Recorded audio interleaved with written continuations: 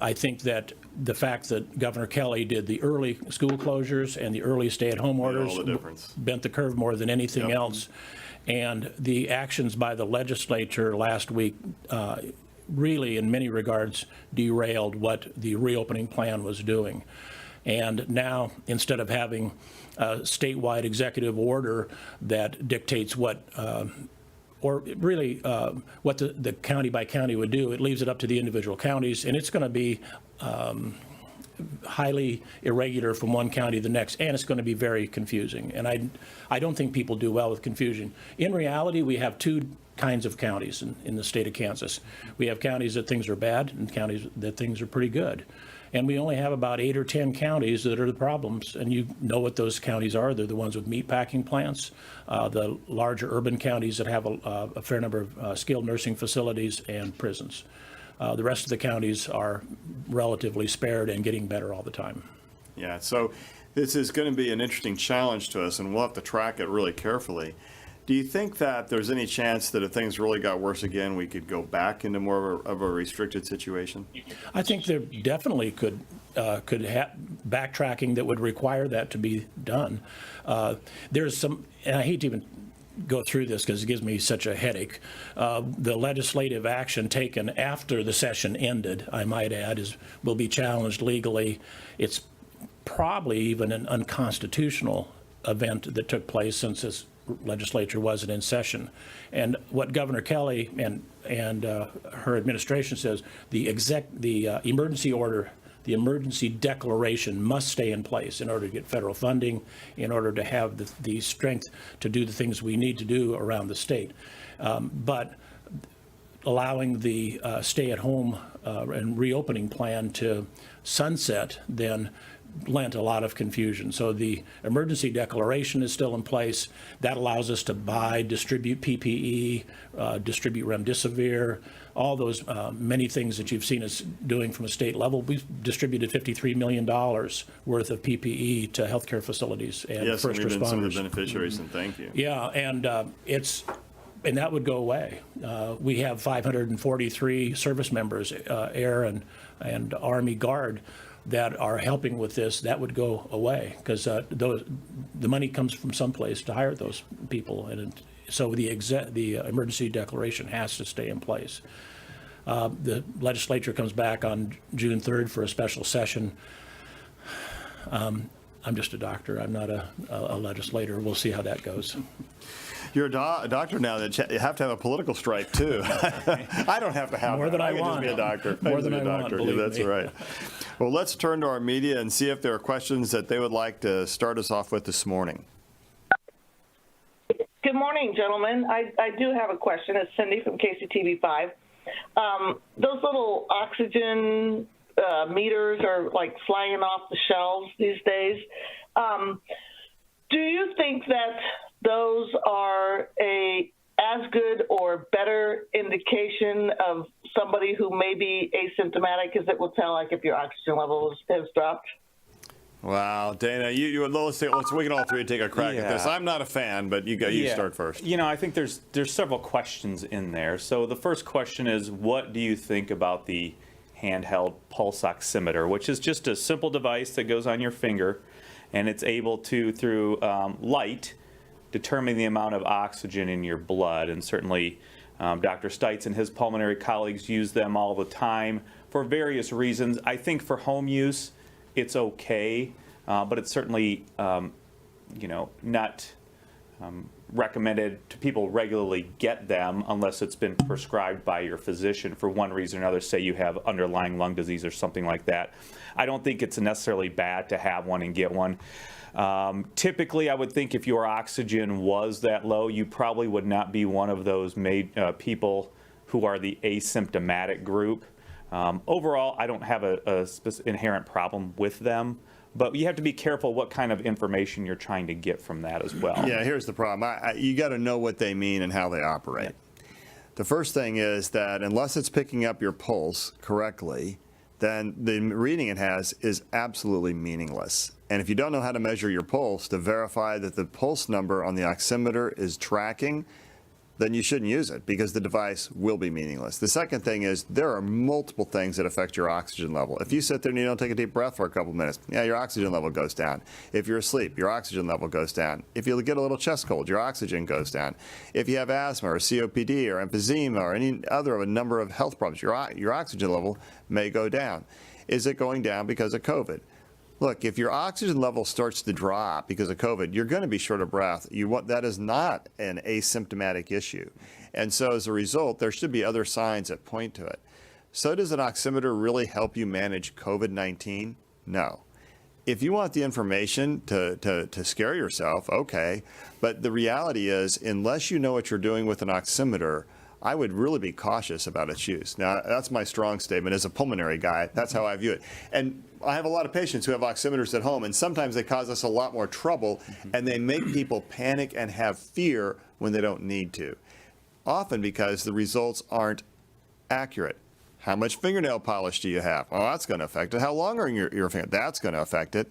What did you have for dinner? That could affect it. So there's so many things that can affect this. You just got to know how to use the device. Lee, anything else that? No, nothing to add. I think that sums it up.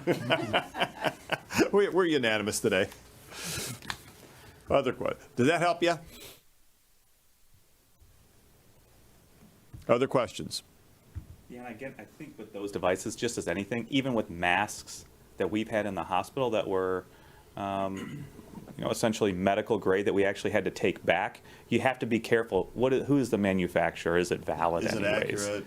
Gosh, again, if it isn't measuring your pulse accurately, how fast your heart rate is, they've got a little measure on there to tell you how fast your heart rate is. If it can't measure that, it can't accurately measure your oxygen level.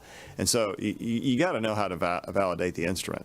I might add one thing, a more general comment, and that is that I probably get 30, 40 solicitations per day on pulse oximeters, on PPEs, on gloves from shysters, essentially, that are fraudulent antibody tests. And I've been unfortunately having to work with the Attorney General's office to go out after some of these people. So I think the consumer really wants to read the fine print. Make sure there's FDA approval or emergency use authorization, because there's a lot of people that are being taken to the cleaners with these devices and drugs and whatnot. We've said that we're still a little skeptical, although less than we were, about the antibody testing, in part because of what we think is the underlying prevalence of COVID-19 in the public, and second, or SARS-CoV-2 in the public, and second of all, because of the sensitivity and specificity of antibody testing. What's your sense from the state level, and how soon do you think it may be ready for wider application? I think it's ready for prime time now, as long as it's the right device and the right test. We are this week putting in the antibody platform that is highly sensitive and specific for COVID-19 antibodies. We're going through, starting tomorrow and early next week, the validation process of that antibody test. And I think it'll help us. The way I think about it, we test and look for disease, but we also do prevalence studies. And I think the antibody test will help with the prevalence. part. Yeah, exactly. And that was, matter of fact, that was when I got the Attorney General involved early on, was because there were some places around the state where antibody testing was being done, and they were given bad information, the patients saying, oh, there's an antibody, so you can go take care of patients, COVID-19 patients, without wearing any PPE, for example. And that is a bad idea. So what initially I brought up as a fraudulent selling on the part of the this test maker, I also had to bring over from a consumer protection basis, was they were given information that was not even valid. Right, and because we also don't yet even know what an IgG level means in COVID-19. We think it's good. We don't know how preventative it is. So, all right. Other questions from media? So let's jump to some of our public questions, and I have a list. Jill has a list. So Jill, do you want to start, and then we'll go back and forth? Can the state mandate masks in essential businesses? Okay, Dr. Norman, that's yours. The state, I think the short answer is no, except to say that there is statute that allows, for example, me, to shut down an unsafe business. If there are public health practices that are being violated and it's inherently an unsafe business, then I have the statutory authority to close that business down. The county health officer does too, and I can overrule the county health officer if that person chooses to not do that. Dana, a lot of questions have popped up about masks. What do you think about how, whether you can actually reuse a mask, especially a cloth mask? Yeah, I think we've always said that you can reuse a cloth mask. We have certainly recommended that you maybe have 3 or 4 so that one can be in use, one can be cleaned, one can be in stock, and you can change between those things. It certainly also depends how long you're using it for. But I think that is probably the best practice, is to have multiple masks so that you can wash them, or if you buy it from a commercial seller, adhere to the cleaning guidelines so that you can have one on your face, one in storage, and one being cleaned, and you can just rotate through those. And what do you think? We're still asking our inpatients to wear a mask. We are, yep. So luckily, here we have great practices with all of our healthcare workers wearing masks and eye protection, but we are also asking our patients to wear masks when they have patient encounters with physicians or therapists or anybody else who may be coming into the room. Yeah, so we really, that's a big stress. And we stress that all our healthcare providers and people throughout our hospital, we all wear masks out there now. So yeah, and I think, we also, when we touched on this last week, we are testing all of our preoperative patients prior to coming to surgery, 1 to 2 days before. We're also testing all of our inpatient admissions now. And this is done for many reasons. And this includes, we understand that there is such significant now asymptomatic or pre-symptomatic spread of the virus. Certainly 1 to 2, if not 3 to 4 days prior to any symptoms.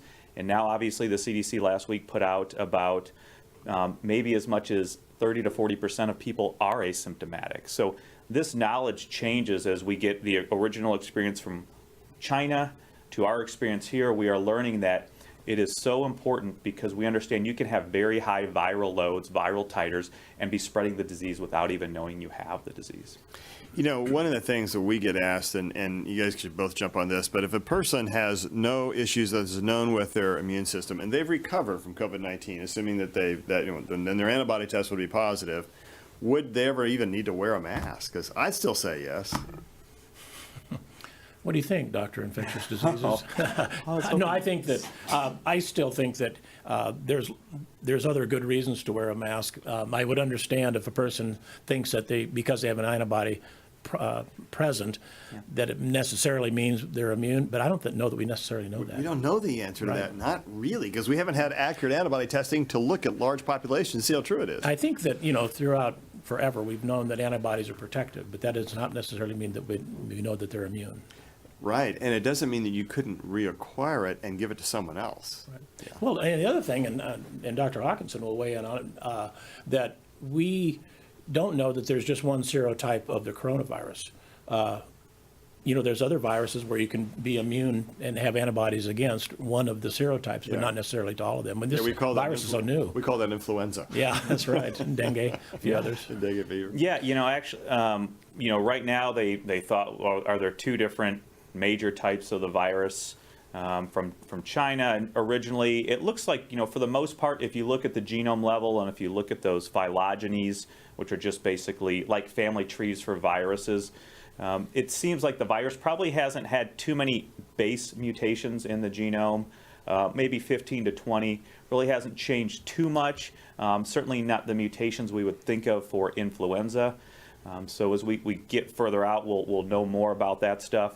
We have some good evidence from a rhesus macaque study, which we use rhesus macaques, the monkeys, as the animal model now, which is very good as we go through more vaccine and drug trials to fight COVID. We can use that as a very good model that show, maybe you aren't getting the same disease when you have reinfection with COVID-19, so that's very promising. But is it a milder? What is the amount that you're still shedding? We still don't know that in humans. Should you come back into contact with it, you would hopefully have protection in either no disease or mild disease, but we don't understand that for sure, and we don't know how long that protection would last.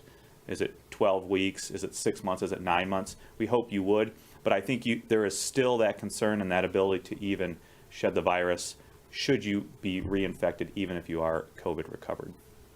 All right. How do I know if I'm buying a reputable mask? Buying a reputable mask. Okay. Well, and that's a hard one, isn't it? So. Well, I can tell you what we do is that we, one, we look and see the manufacturer and what their reputation is, because a lot of these are coming from China, interestingly, and are not being acquired and purchased locally, which I think says something. But the second thing is that we test them.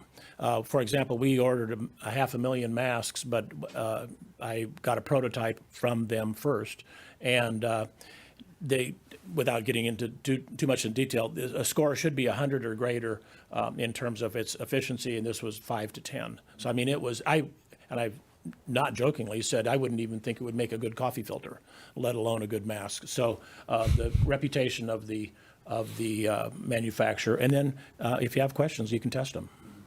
You know, one of the things that pops up as we kind of change gears a little bit,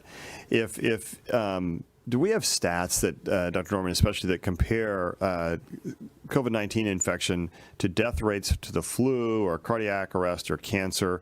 I think people still sometimes struggle about whether COVID-19 is really deadly or not, and why are we so terrorized by it? Right. Well, we do have all those records. Matter of fact, the Office of Vital Statistics, which may not sound very exciting, is in my agency, and we review every death certificate that gets before it gets recorded for any of those things, but especially for COVID-19. We've even gone back to coroners and attending physicians at times saying this is listed as a COVID-19, but given the information we have, is that really the case, or was that had they recovered from it and they died of something else? So we do go back and try to back validate to make sure that the statistics, it's a highly lethal disease. I mean, it's going to be common, and it is common, and it may not, on a case fatality rate, it might not be as high as other things, but there's going to be, and there continue to be, a lot of deaths, as you saw from these numbers that we're hitting in the United States. Well, and yeah, yesterday at some point during the day we passed 100,000 deaths, and the New York Times on Sunday published the names of 100,000 people who had died of COVID-19. A flu season typically is around 20,000 or so. Auto accidents in a year is 30 to 35,000. The Korean War and the Vietnam War together, I don't believe, had 100,000 deaths, or they were right around that. And we're going to bypass that. I mean, if you think about that, the scope of it is quite great in 1 year. And I think what's terrorizing about it or scary about it, you may not know when you're sick, and so, or you may not know when other people are sick. And it's because of the rapid spread of the pandemic and its potential to overwhelm the health system and our ability to help people recover, it became even more of a scary thing than that. In terms of cancer or trauma, this is really not those are like apples and oranges in terms of what kind of cancer you have, in terms of what kind of trauma you have. But it is of the infectious diseases that are active in the United States. I dare say, Dana, this is the one that should scare us the most because of the number of people who are dying from it. And it is much scarier than influenza. We have treatment for influenza. Yeah, absolutely. And we have to understand influenza is, 6 or 7 months long, we'll say September to April, shortening it a little bit even. And you had just as many deaths, but what have we had in 3 months with COVID? And that's 100,000. And those are the deaths that we know about that were caused by COVID. In addition, influenza, we see a lot of deaths, and certainly in 1918 they saw a lot of deaths because of secondary bacterial pneumonias.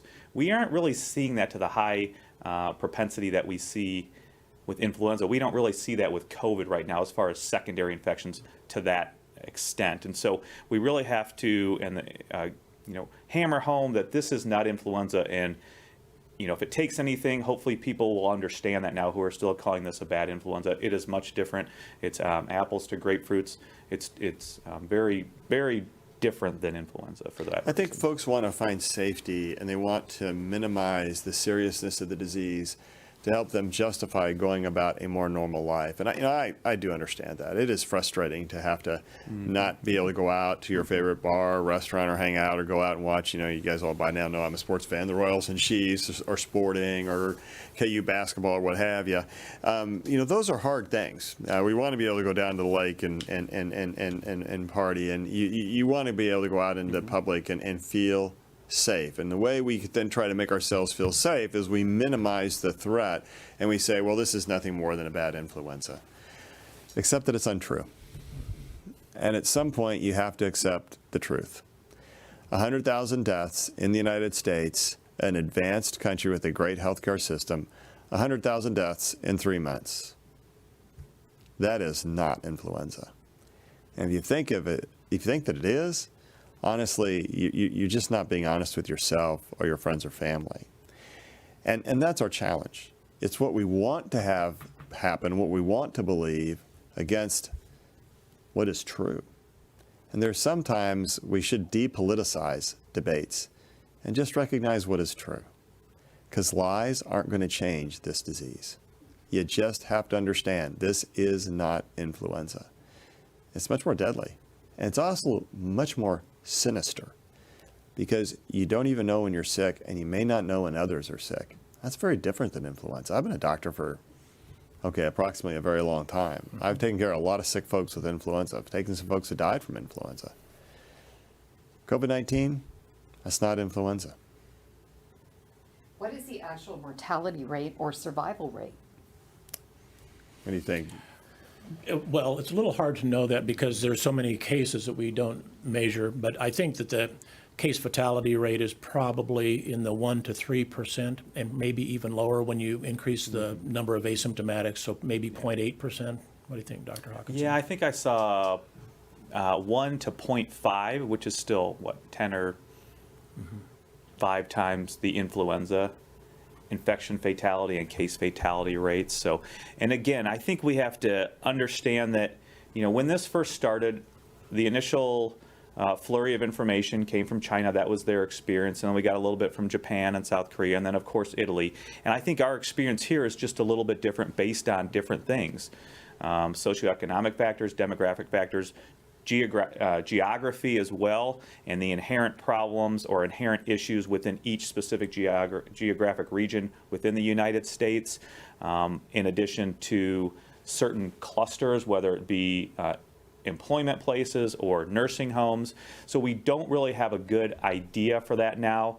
All of these extrapolations are just made on the data that we have, and overall it is probably lower than we initially thought, and it's probably, I saw certainly again, 0.5 to 0.8, certainly under 1. Hopefully that's a good thing. The problem is even that small number, when you have so many infections, whether asymptomatic or symptomatic, that can add to a lot of volume. Yeah, there was a population study done in Iceland that was pretty good, and it supported those numbers. The way I think about it when I'm asked I say that probably around 1 out of every 167 cases. I think that's something that people that may not be statistically inclined can certainly understand. Out of every 167 people, one person is going to die. And that's of total cases. It's different because that's not the same thing as testing, because we believe there's a lot of people out there who have it that never get tested. So if we change that on its head a little bit and say, how many people will die out of the number we test? That's even a different question, because that'll look lower. Well, I don't want people to be reassured and say, oh, my risk of death is 1 to 167, but that's if everybody who has the disease and not just those who get tested, because it's higher if you've been tested. We're getting a lot of questions about returning to work and travel. I want to share 2 examples and then have you doctors weigh in. One is a 60-year-old woman who's concerned about going back to the classroom. Another is a woman who doesn't say her age, but she has Hashimoto's. She has to travel. She has to get on a plane twice, have a layover, has to train 12 people, and she's not allowed to wear a mask. Oh, boy. Should she cancel her trip? Okay, Dr. Norman. Should she go back to school? Let's look at the travel restrictions first for the state of Kansas. Does the change in events yesterday change the travel restrictions for KDHE? No. And to that end, our KDHE website is really quite good, and we have the travel restrictions because it's always changing. For example, Colorado was just taken off the list where you had to be quarantined upon coming back into the state. I think in answer to those questions, Jill, is that there's probably no specific guidance that says yes, you should go to work, and no, or yes, it's fine to travel. I think people have to use their best judgment and apply the principles. I think the classroom is going to be probably more safe than it would have been, because we haven't talked about schools yet, but the classrooms this fall and winter are not going to look like what they were in the springtime at the time of adjournment. There's going to be lots of engineering changes. There's going to be schedule changes. And I think the woman can probably, with protective measures in place, feel okay about that once it's safe to open. I think the travel one on airplanes, layovers is a different one. And you can't wear a mask, and you have to teach 12 people in close quarters. Right. I mean, if you have any health problems there, I'd say, oh, that's just not a good idea. What about, Lee, what about students? Will they have to wear masks at schools? I think it would be unlikely to have that as a recommendation. The matter of fact, just yesterday, the Kansas Department of Education has asked us to join them in putting together the guidance for this upcoming school year. We want to get that out we want them to, and as well as the Board of Regents and Higher Ed, to come out with some strong recommendations early on so people can do their planning. Yeah. But it'll be up to the local school boards. Right. You know, when you look at jurisdictional issues, it's not KDHE and it's not the Department of Education, it's the local school boards. So there'll be a lot of variability, I'm afraid, which will make it confusing, but we want to provide as best guidance possible. Dana, your thoughts around the question of traveling and airplane travel, because we've taken kind of the approach that, man, there's always a risk to life, and then there are the benefits, and you just have to decide which way to go. But if someone is concerned about their health and has to be on a plane with a layover and in front of people, I don't know, that spooks me a little. Yeah, absolutely. You know, certainly I would be concerned about in the plane. It's much more confined. The layover in the airport, if you can avoid the high touch surfaces, if you can continue to safely, physically distance yourself, wear the mask. Again, we heard the story about the Ebola and the HIV researcher who had tackled those viruses and was researching and had been doing that for 40 years, who was on a plane, and he thinks he got it from plane flight. So his best guess was that maybe he got it through his eyes because he had a mask on. He was doing perfect hand hygiene. So that's the other thing, is with a mask, do you want to wear glasses or something of that nature? Obviously, we've said that glasses are not eye protection, but maybe they would offer some in that instance. And then I would be concerned more about the enclosed space where you're teaching 12 other people who, and then none of you can wear a mask. I don't know what the spacing would be, how large the room is. Is it a gymnasium or is it a tiny classroom? That's what I would be most concerned with as well. Yeah, those are hard Viewer ones. says you skipped over the Hashimoto's part. They want you to talk about that a little bit. Okay, Hashimoto's. So I don't. Can you repeat that part of the question again? Because Well, the person had it. People are concerned about, does it give me Hashimoto's? If I have Hashimoto's, am I more at risk? Right, we addressed this. Doug Girard, who's the chancellor of the university, but also an outstanding ENT surgeon and an ENT surgical oncologist, really helped us address the Hashimoto's 2 days ago. You know, I think if you have Hashimoto's, it is probably and most likely not in the same vein as if you have underlying malignancy, chemotherapy, lung disease, heart disease, diabetes. I don't think there's really an increased risk there of just having the Hashimoto's disease itself. The question was, well, can it cause it? Well, maybe getting COVID can unmask it. We certainly know that COVID can cause various inflammatory processes or inflammatory dysregulation in the body. But so could it occur that way? Sure. But just having a diagnosis of Hashimoto's, I don't believe puts you at any other greater risk than someone who doesn't, especially compared to those other comorbidities or diseases I talked about, especially diabetes, heart disease, and lung disease. Chelsea, you're hearing a lot about masks and things like that this morning. Talk to us about some of the things Community Blood Bank is doing to make sure donors stay safe.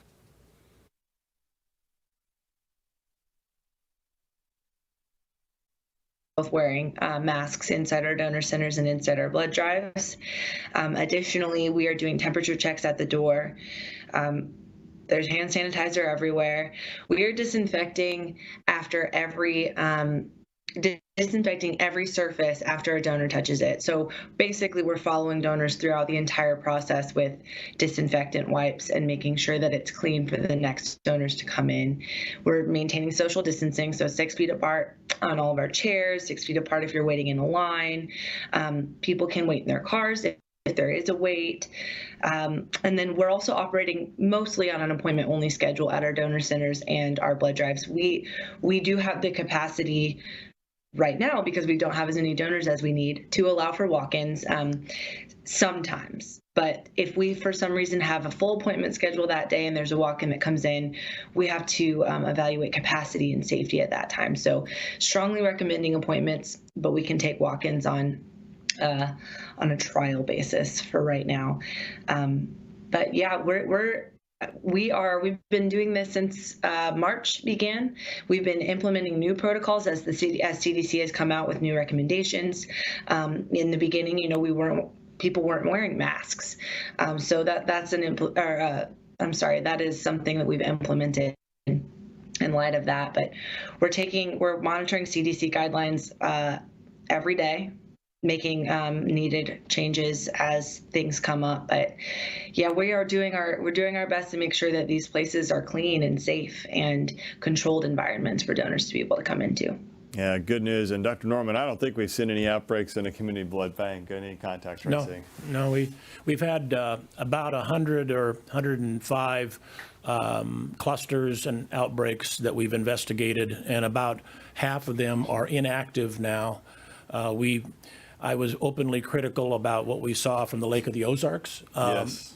over the weekend. The first week of the month, we had a similar kind of party cove environment and lashing together of boats at Lake Perry. There's been now over a dozen cases of that in multiple counties and in 3 states. And I'm sure that will keep on keeping on. So people really have to be vigilant and not let their guard down at this point in time. And isn't that really the story of COVID-19? If we're careful, we're going to be okay. It's if we're not careful that things start to break down. Well, I really think that and I agree, Steve, I think that we should not accept the fact that wave 2 is necessary in our country. Because I think that we can attack it and can continue going after it and not have the assumption. That is how pandemics act, and it has for hundreds of years. We know Right. that. But I don't think that we can have to necessarily just roll over and say, okay, come on, let's have wave 2 and we'll do the best we can. I think we should be working to prevent it. I mean, one of the struggles is how do you keep the state open and get people back to work and yet stay safe? What's your advice for people that have to go back to work? I mean, we hear this question a lot. Is it safe for me to do this? Is it safe for me to do that? What advice do you have around that? You've investigated 105 outbreaks, I think, in clusters. So what's your advice? What have you learned that can help keep people safe? And to that end, and what you just said, we're getting a lot of camping, wedding. Right. It's all the same question. How can I stay safe, really? It's understanding the principles and not trying to mindlessly follow and skirt around rules. There are people that want to find a rule and then find a clever way to skirt around the rule just because they can. That's the wrong idea. That's the wrong attitude. People understand, and you guys have been talking the principles so religiously about distancing and about mask wearing when you can't control the environment you're in. You have to assume that person is infected. They have to assume that I'm infected. And just the hand washings we've just hammered and hammered away on.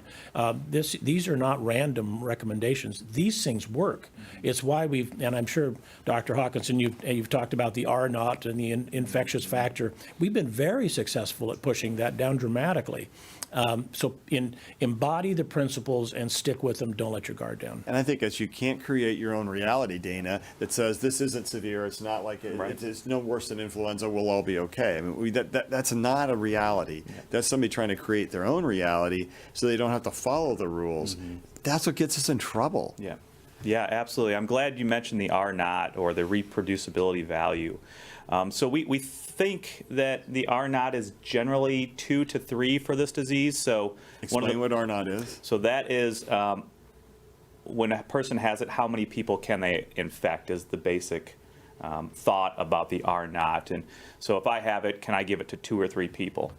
So that is about the same as influenza or so.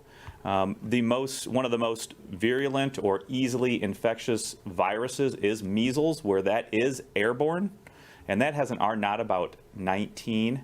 Well, what we think, and certainly one person's going to infect 19 others, right? Because it can just hang in the air. We call that really bad. That is really bad. Luckily, we have a very good vaccination for measles, so we should all be up to date on that. But what they've also found in one of these cluster studies from China, when they talked about asymptomatic people, and again, it could be 30 to 40% of people that are asymptomatic. So generally, it's also younger people. I think the median age was 37. But in those cases, because they think a lot of the spread came from the asymptomatic patients, so that R0 jumps from a range from anywhere from 5 to 25, with really a point R0 of about 18 or 19, so the same as measles. So that's why it just hammers home the fact that you could have the virus, you could be pre-symptomatic, meaning before any symptoms occur, or asymptomatic, meaning without any symptoms, but you can still spread the virus. And you are probably more important for spreading the virus, such as similar to a super spreader, than somebody who actually has symptoms. And I think that's really the focus, this is why we ask people to try and stay safe all the time, because there are vulnerable people around us, and many of them are our friends or loved ones.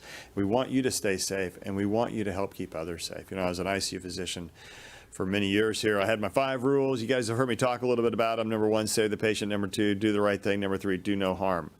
Do no harm. It's in the Hippocratic Oath. It's in the Oath of Geneva that physicians and healthcare providers take before they go to practice. And it says you're going to take the best you can of your patient, you're going to try to help them, and you're not going to harm them. We have to adopt that to each other. We have to not do harm to each other. And the way we do that is we follow the rules. And the rules, they're a little hard sometimes. And until there's effective vaccination and effective therapy, those rules really aren't going to change, Lee Norman. Right. I've been doing a series of videos for kids and answering their questions, and it's just been fascinating. And one of the things that I've kind of charged them to do within their household is to kind of be the hallway police. And when their siblings or their parents, we call them my middle child in our house. That's right. We all have one of those. Yes, we do. I love you, Sierra. And that's and it's been fun because I put fun in quotes because some of the parents are coming back saying, "You've made my kid even more annoying," and because their hallway monitor saying, Right. you just came in from outside, you didn't wash your hands. You have to wash your hands. Mm-hmm. What don't you understand, Dad, about not washing your hands? And it's been very successful. And I think, for example, even we're here, sitting here without masks on, but we're great. We're We've following measured our it. rules. We It's are 7 feet away. We know We how many measure air tape exchanges there are measures. here. Yes, we do. We know how far the distances apart. Yep. We're not symptomatic or coughing and sneezing, so we are in the And I got my embodiment of temperature these check rules. when I walked in this morning. Yeah, so as did I, and so I think it's really a matter of embracing your own preparedness. You are responsible for your own preparedness, and I think that's what people need to do. It really is. And my son would say that that he had 2 moms, my wife and then his sister. And James has turned out to be a wonderful human being. I'm not sure which one of these 2 would my wife or my daughter would take credit for that. Probably both. All right, we have a question that has to do with when will we know about the therapies that are being tested? And then, do you doctors have a single source that you go to for keeping up with therapies and drugs? A person is looking for one place where they can go and get all their One place for information, and how do we look at that? So and this will be our final question today, and then we'll wrap up. Okay. Well, I think there are many sources. I would always go to the CDC website. They may have information about therapies. Certainly, I believe it's clinicaltrials.gov also has ongoing trials. The other places you can go, certainly if you have a subscription to UpToDate, which is used by a lot of medical providers. For the general public, I think it's just a matter of getting those websites down and understanding those. I'm not aware really of any other specific things. Certainly if you can go to the medical journals themselves, they may have updates as well, things like New England Journal of Medicine. In the New England Journal of Medicine, I believe you can access the coronavirus articles without a subscription right now. Okay. Yeah. So those are probably the main things that we use here in the health system and the medical providers use. And I don't know if there's any other public information out Dr. about Norman, that. what do you think? Here's my suggestion, not Facebook. Correct. Anything else Yes, I is agree. better than that. One of the things that I did when we saw this unfolding and we set up incident command at the state was I brought aboard one of our former state epidemiologists, Charlie Hunt, and the Kansas Health Institute that wanted to provide some benefit to us. And what I have them doing is constantly researching best practices and what's new. I don't think there is one source, but I think you can bookmark. I think you can go to the internet and find 5 or 6 and bookmark them and visit them frequently. Mayo Clinic Proceedings has things that are for patients, I'm sorry, for the public. So I think, and maybe what we could do is, in a future one, do some of our homework and have some of our people provide some answers to that. and bookmark these 6 or 8 sites, and it'd be really beneficial, I think. I think Hopkins, and my two go-tos are the Johns Hopkins website. I think KDHE is pretty good. I'm just going to give you all a shout out. You guys do a good job. And I would also say CDC. You know, the CDC has this part of it, the Morbidity, Mortality Weekly Report, that's really good. And I think most people can get it, and they have a public-facing portion of it that's really good. Mm-hmm. And so I would really recommend you go to the CDC website, because what you really want is things that are being fact-checked. The problem with Facebook and Instagram and Twitter, whatever, none of those things are fact-checked. And so people just push stuff out and they say what they want, and may or may not be true, and it may have a lot of other motivations behind it. And that's where we run into trouble. It's sometimes those other motivations. But I think that the CDC website is good. Is it 100% accurate? No, because none of us, we don't know 100% about coronavirus. And so nothing is perfect. But I think it's really apolitical, and I think it's just trying to tell you what people know, and it keeps you pretty up to date. So if you really want to go look at the public-facing part of the CDC website. I think that's where I would Steve, go. And to that end, I didn't toot our own horn probably enough. The KDHE website has a COVID-19 mini site within it. So it's really good. And there's a lot of tabs, and you link to the CDC a lot. I mean, right, and we pull in those articles. We're a clip service essentially that's bringing in CDC stuff, and but we refresh it every day. Yeah. We've got editors. That's why I was trying to touch your horn, because you weren't. I was on it this morning. KDHE does a really good job. You guys should be proud. It's got maps and graphs and charts, and it is a good site. Thank you. Yeah. Let's wrap up today. Chelsea, I want to turn to you and ask, okay, final messages. I think I know what it is. We're on the same website, the same page here about we need blood. We do need blood. We do. We understand leaving your house is a little bit scary right now, but we want to assure you that we're making our donor centers and blood drives as safe as they can be. And we also want to assure you that the need is real, and your community needs you to come out and donate blood immediately. And we've seen the Hyatt Bridge. We've seen the Joplin tornado, 9/11. We need a BKC. We need you, folks. We just need you right now, and help us carry that message to get it out there. Dana? Yeah, just 2 quick things. We have to remember there are no FDA-approved therapies or vaccines right now for COVID-19. There is an emergency use authorization for remdesivir, which looks like it may help people recover and be able to go home a few days sooner. But even remdesivir is still under trial. All these drugs are still under trial. There are many trials still undergoing. Hopefully, and this changes very quickly, hopefully we will start getting this data back on therapeutics. The other thing is Dr. Norman mentioned about the pillars of what to do. We have broad recommendations. We've always said stay 6 feet or 8 feet or 10 feet away. Be outdoors if you can. Do the hand hygiene. If you can stay with those pillars and put those into the context of what you may be doing, that is probably going to be how it's going to help you make your best decisions on risk versus benefit. Should you be doing this activity? Should you not?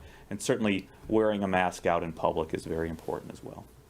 Dr. Norman. Last, one thing I did want to emphasize, and I should have said it earlier, the reopening plan is no longer embodied in an executive order, but we are still marching ahead with it as if nothing has changed, in the sense that we're bringing the best data in and the best recommendations, and are still providing those to counties and anybody that wants them. So we are full steam ahead with the same plan to provide the high quality information, so that the county by county they can make their best recommendations and requirements. Chelsea, thanks for being with us again. BKC, we need you. Dr. Norman, thank you so much for being here today. Thank you, and Dr. Norman, thank you again for being here. It's always good to have you around. Thank you very much. And have you here. Awesome. We'll welcome you back anytime, and always Doc Hawk. And to all of our listeners out there, do the right thing. Do no harm. We'll see you tomorrow.